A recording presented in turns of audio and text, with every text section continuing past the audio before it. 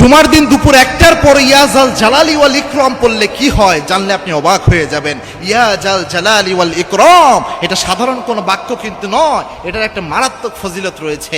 আল্লাহর হাবিব সাল্লাল্লাহু আলাইহি ওয়াসাল্লাম একদিন বসা ছিলেন মসজিদে নববীতে, সাহাবা একরাম আনাস রাদিয়াল্লাহু আনহু সম্ভবত তিনার পাশে বসা, আল্লাহর হাবিব সাল্লাল্লাহু আলাইহি ওয়াসাল্লাম বসে রয়েছেন। এক লোক রাসূল সাল্লাল্লাহু আলাইহি ওয়াসাল্লামের পাশে এসে নামাজ আদায় করলেন, সালাত আদায় করলেন। আল্লাহর হাবিব সাল্লাল্লাহু আলাইহি ওয়াসাল্লাম দেখতেছেন তার সালাত, এরপর ওই ব্যক্তি নামাজ শেষ করলেন। নামাজ শেষ করে তিনি হাত তুললেন, তিরমিজির হাদিস, হাত তুলে তিনি আল্লাহর কাছে দোয়া করছেন। আল্লাহর হাবিব সাল্লাল্লাহু আলাইহি ওয়াসাল্লাম বললেন, আনাস, এই যে এই ব্যক্তি দোয়া করতেছে, এই ব্যক্তির দোয়া আল্লাহ খালি হাতে ফেরত দেবে না।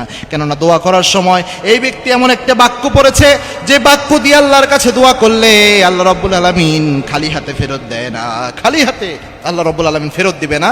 যদি কোনো ব্যক্তি এই বাক্যটা দিয়ে দোয়া করে, ওই ব্যক্তি দোয়ার সময় পড়েছিল ইয়া হাইয়ুন ইয়া কাইয়ুম ইয়া জাল জালালি ওয়াল ইকরাম। এজন্য এই ইয়া জাল জালালি ওয়াল ইকরাম, ইয়া হাইয়ুন ইয়া কাইয়ুম পড়ে যদি আপনি পড়তে পারেন, অনেকটা এটা একটা কি কাজ, যে কাজটা করে সেটা হচ্ছে এই জিনিসটা আপনার স্বাভাবিকভাবে আপনার একে